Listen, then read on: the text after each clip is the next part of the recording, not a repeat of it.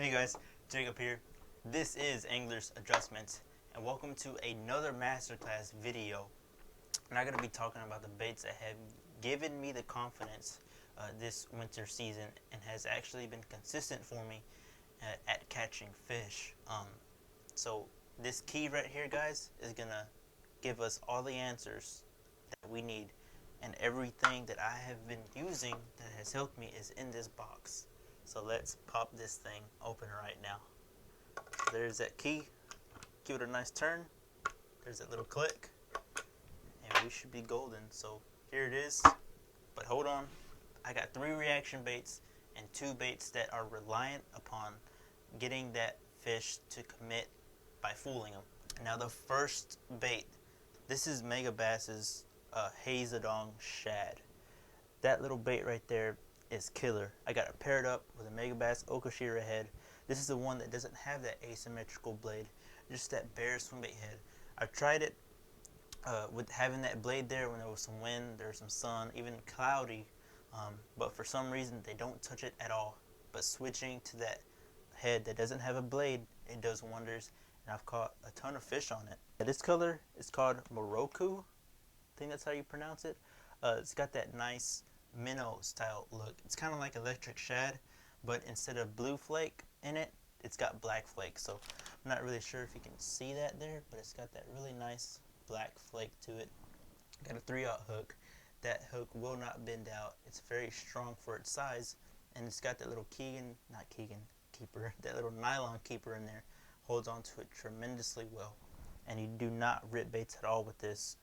And you could be rigging this thing 15 times like I was, trying to make it align straight. That's one really important thing. This bait has to be absolutely straight in order for it to track true. If you don't, it's going to lean a little bit, it's going to look a little bit unnatural, and that's not what you want. Fishing this thing on 15-pound braid to 10-pound fluorocarbon, and that thing gets the job done. But as far as conditions go, guys, let's talk about water clarity first, because I feel like that's the most puzzling thing about this. You can fish this guy in literally a foot of viz, or maybe even a little less. And some people are going to be like, what? Why would you do that? This is like a clear water presentation. Those bass use their lateral lines. It's their survival. They know or sense something coming into their habitat. They're not dumb. They know it's there. They understand that there's a small bait fish coming around them. They can feel it. So don't be surprised that a fish will take a shot at this at a foot or even a little less when that water's still stained, because they will find that bait. Trust me. It will work from that 1 foot range all the way up to 5-6 feet. Haven't even tried it in 10 feet clear water, because we don't have that here in Texas. But I got some ponds that are around 5 feet clear, 4 feet clear, and it works tremendously well. That wind, it always helps the bite. Not too much wind for this bait, because it'll get difficult to throw at times, but I want just enough. I like there to be 3 miles an hour wind to 5. Let's talk about how I fish it. So I'm going to throw this bait out there primarily in front of a flat. So if I have a flat here, this is the flat here. Let's just say it's 2 feet. And I've got a depression, and these depressions are subtle. They're not going to be major drop-offs. It's going to be around 3.5 or even 4 feet. Very, very subtle. And I'm going to throw that bait into the deeper water, and I'm going to keep my rod tip about at a 45-degree angle. So basically about that high, right? And I'm just going to keep that rod there, and I'm going to slow wind that reel and reel it back all the way to the bank. And sometimes the fish want you to keep that rod tip up, because they'll be a little bit higher in that water column. Keep that rod higher and keep that same retrieve and just reel it all the way to the bank.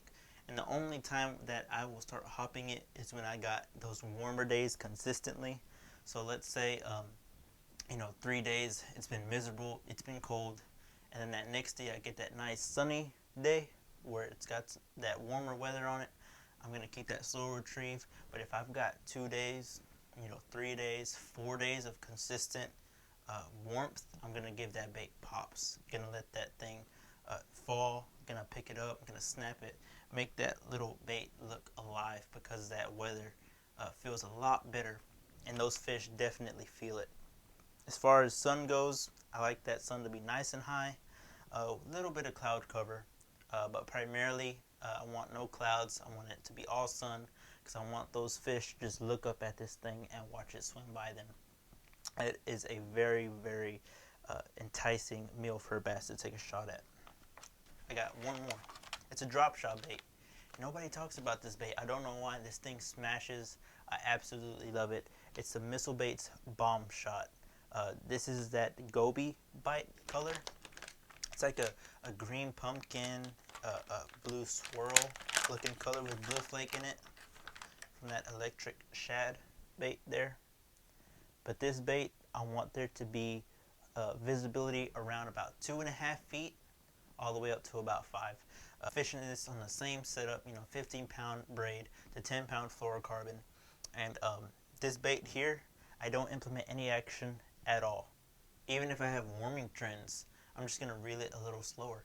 So on the drop shot, you're going to have it sitting here. You got your 1/4 ounce weight here. And what I like to do is I'll throw it out into that deeper water and work myself up the flat, but very slowly. With that swim bait, this Megabass swim bait, we're just throwing it into that deep water, just winding it back to the flat. This one here, I'm going to throw it out to deep water and slowly work my way up that flat. I'm not covering as much water, but I'm still being effective into making that bass want to take a shot because he's getting fooled thinking that it's a small bait fish.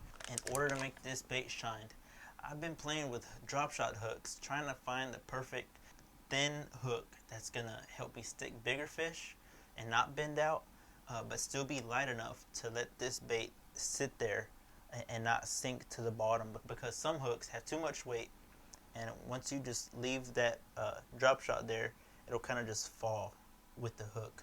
And the hook that I found that works amazing with this is Mustache Ultra Point Select. This is a 1/0 hook, very, very small hook. But it's a really light wire. We're fishing light line. Gotta have your drag perfect for this hook because you can bend them out. But I mean, I would rather get more bites and have to loosen my drag versus having to tighten my drag up with a heavier hook and not get anywhere near as amount of bites. So that hook is the must-have with this bait, and it will just literally sit there perfectly horizontal with bottom. And if anything, it'll slowly sink. That bait has awesome action. Nobody talks about it, and they should, because it works. That is an awesome bait. And then conditions, again, I like that sun out, and I want there to be a little bit of wind. And now I'm going to fish that bait. I'm going to keep my rod tip a little higher than 45 degrees, so about here, but I'm going to go a little bit higher. Keep that rod nice and high, and I want the line to be tight. I don't want any, semi-slack. I don't want any slack. I want to keep that line tight to ensure that that line is straight with that weight, and I'm just slowly dragging. So this would be the bait here. Let me grab one. So this is my Missile Baits Bomb Shot. My fist would be the weight, and then I'm just tight lining it all the way up that flat and let the bait do the work. Don't implement action. Let that tail do it for you, and let the current do it for you too. It's going to be a nice subtle presentation and get that bass to commit. Okay guys, next one. We're going to be jumping into that reaction style bait. Where bait just cuts darts or just goes up and down and those fish just smash it. This is what we're talking about. So this here is a 6-inch Divine swimming jig, and I got it paired up with a Rage Swimmer from Strike King. Now the jig is actually a fire gill color. That is my absolute favorite color in a 6-inch swim jig. Just got a normal green pumpkin black flake trailer.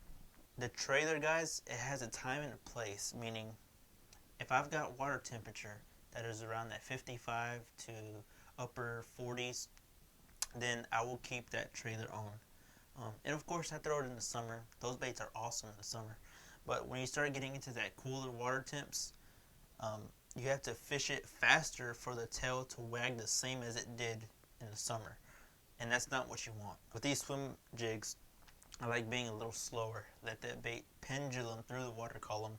So when that happens, when that water gets colder than that, which it rarely does in a normal season of winter, I'll switch to a Keitech. I can still keep that slow retrieve, and that tail will kick normally. But right now, they're chewing that swim jig with that trailer on it. let's touch on water clarity first. So this thing here, I will fish it in chocolate milk and in clear water. It's a great crossover bait. Those fish will find it. Like I said, they know what's around them. They're more in tune with what's around them during the winter because they're just trying to survive. They're just trying to eat what they can because their metabolism isn't that high. They just want a meal and just kind of stick it out. And when they're sitting there in the water column, they definitely feel it. So this is a killer bait when those fish are suspended. When those minnows kind of get on the flats and the bass don't really want to go up there and chase them, but the bluegills are hanging around, that's when I'll throw that presentation there. And how I fish this thing, I'll throw it out to deep water, right? I'm going to let it hit bottom. It's going to hit bottom. I'm going to give my rod just a nice pop. It's just going to be on bottom. It's going to pop it up.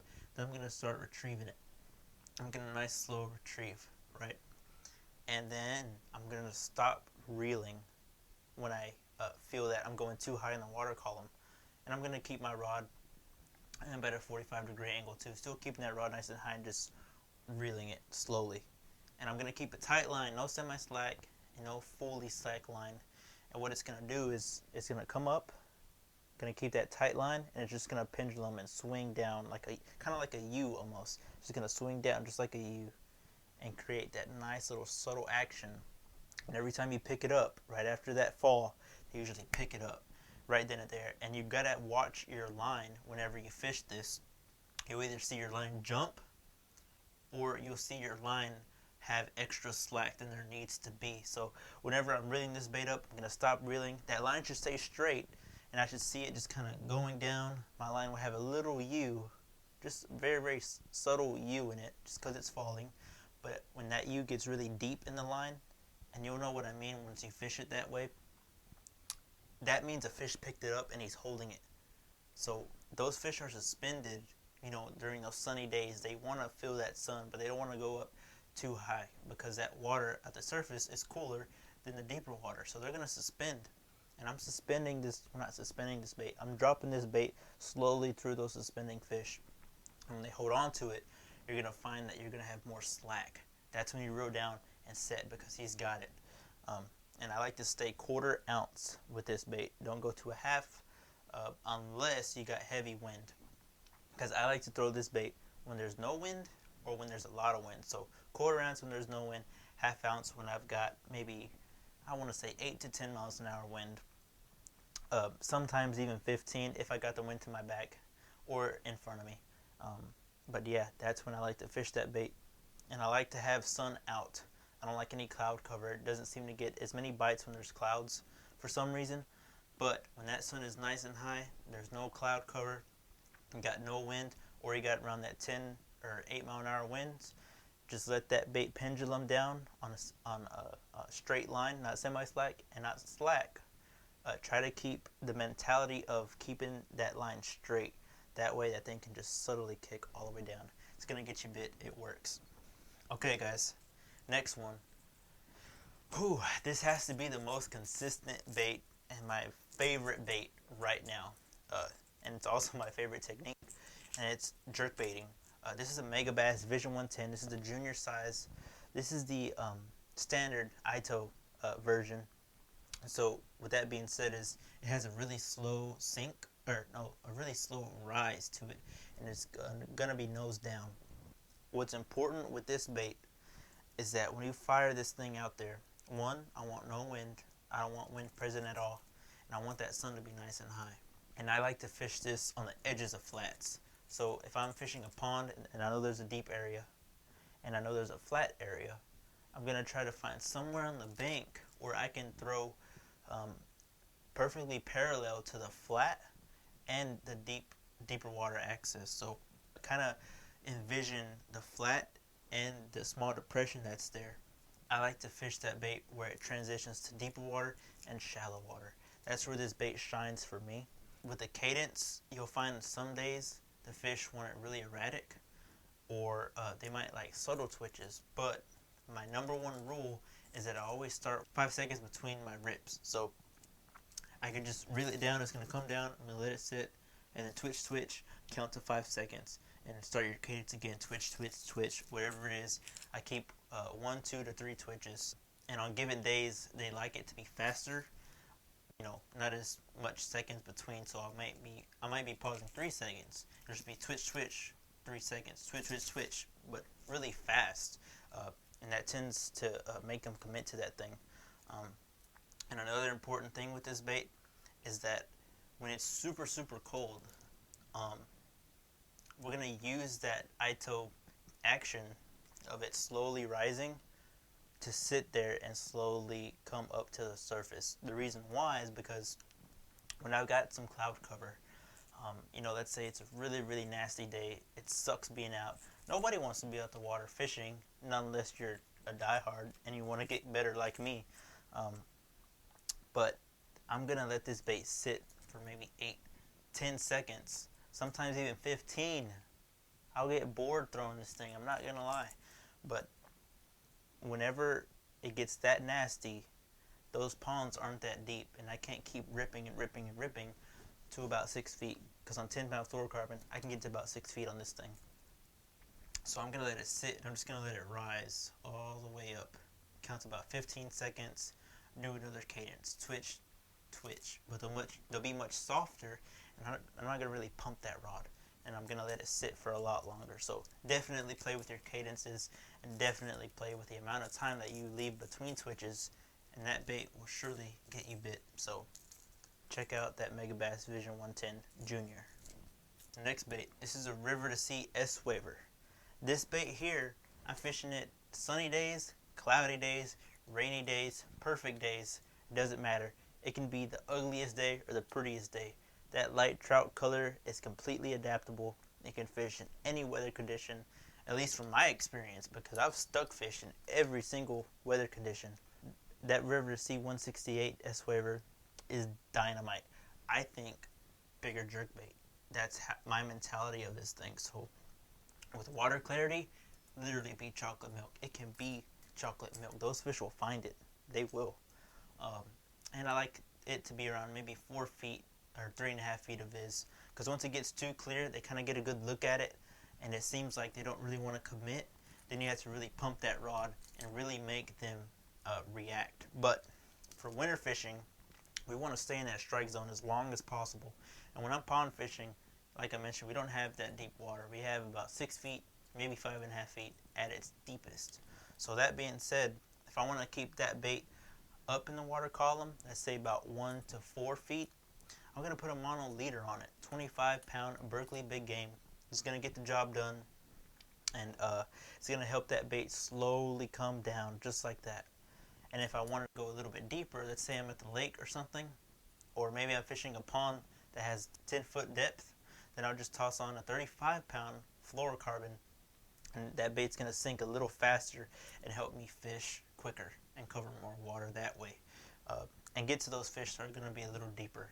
This bait here, whenever I got those nasty days, those ugly days, you know what I'm talking about, I like to keep that bait on a nice slow retrieve. Just let that bait do an S all the way back to you. Just nice slow retrieve, just like that. And I'm not going to add any twitches.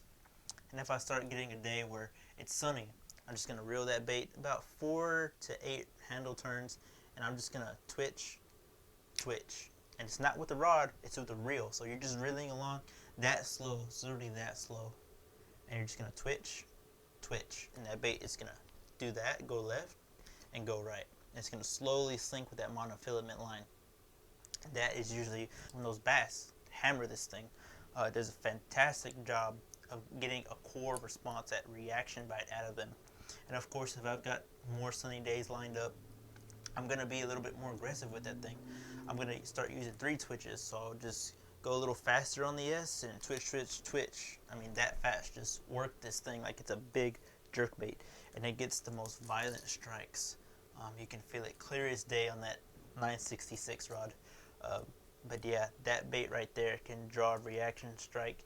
Basically, from what I've experienced, any water clarity that doesn't go past 5 feet, and any weather condition, whether it's dark, nasty, cloudy, or a very beautiful day, that bait will get bit, and those bass will smash it. That is probably my favorite bait as far as getting a bite on it.